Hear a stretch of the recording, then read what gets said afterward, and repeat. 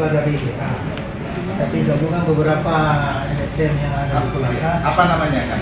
Jadi lembaga kontrol Kolaka yang terdiri dari 5 LSM.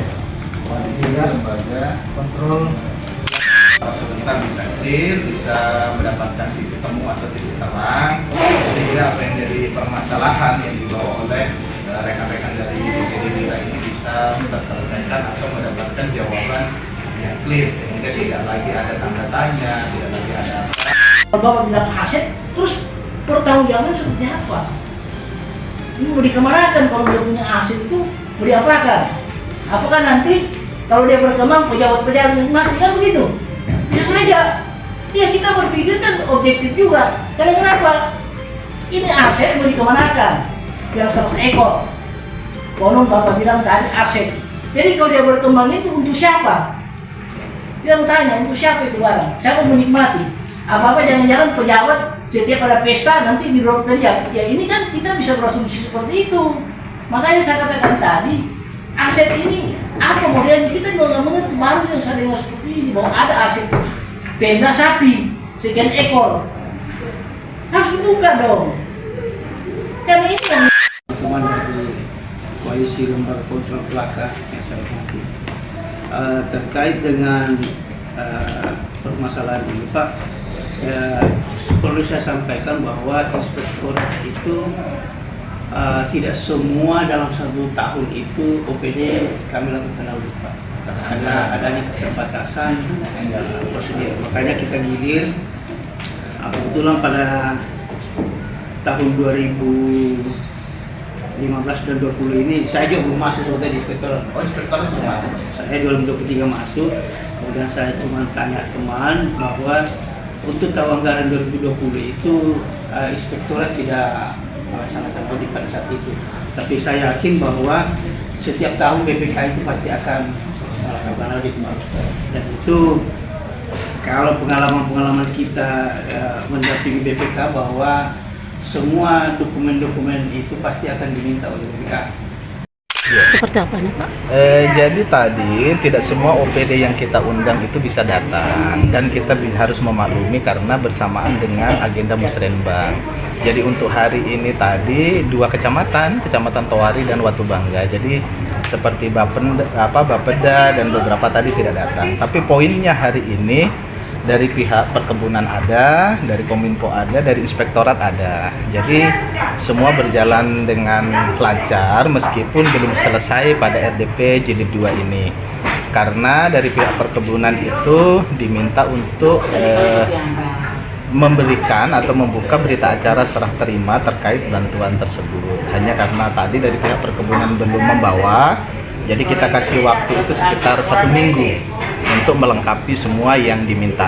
Jadi seperti berita acara serah terima bantuan ternak, baik yang di kelompok masyarakat yang hibah maupun yang di range Pemda. Jadi nanti dari pihak perkebunan itu membawa berita acara, kemudian membawa laporan perkembangannya. Yang dulu itu 200 ekor, 100 di range Pemda, 100 hibah ke masyarakat itu mestinya nanti dia bawa laporannya. Sekarang itu sudah jadi berapa?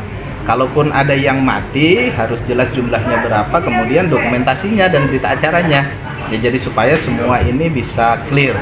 Karena prinsipnya semua bantuan dari pemerintah itu kan untuk kesejahteraan masyarakat. Jadi jangan sampai ada salah penyaluran atau dipergunakan salah oleh pihak-pihak tertentu. Tetapi mudah-mudahan tidak ada seperti itu.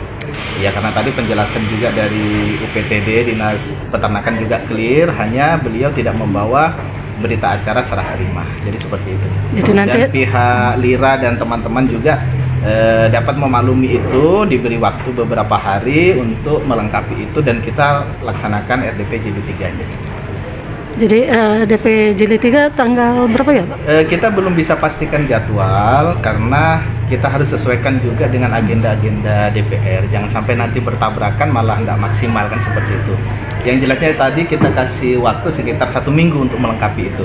Jadi nanti setelah 1 minggu kita konfirmasi kalau memang datanya sudah lengkap, nanti kita melihat waktu yang senggang tidak bertabrakan dengan kegiatan-kegiatan ke DPR-an. Jadi seperti itu. RDP tadi Jilid 2 ini sebenarnya saya berharap itu tuntas, tapi ternyata malah saya semakin kecewa. Artinya dalam hal terkait persoalan ini. Kenapa? Yang diundang itu kan hampir ya sebagian kecilnya data itu pun perwakilan semua. Nah, jadi pada intinya apapun penjelasannya tadi itu tidak ada bisa kami pegang karena tidak ada secara tertulis. Hanya ngomong sana ngomong sini panjang lebar. Jadi tapi ya syukurlah intinya bahwa akan dijadwalkan jilid ketiga kemungkinan minggu depan.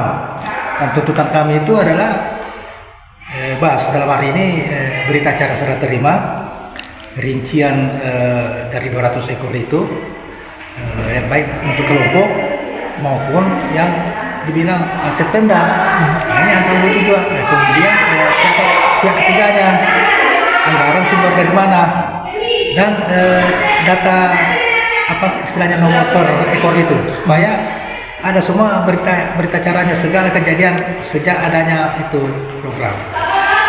Kan jilid 1 kan dari 2015 sampai 2001. Ya. Sekarang Sama tadi yang kita minta 2015 sampai 2021 tapi alasannya cuma 2015 dan 2020. Makanya kami masih mau menggali lagi nih.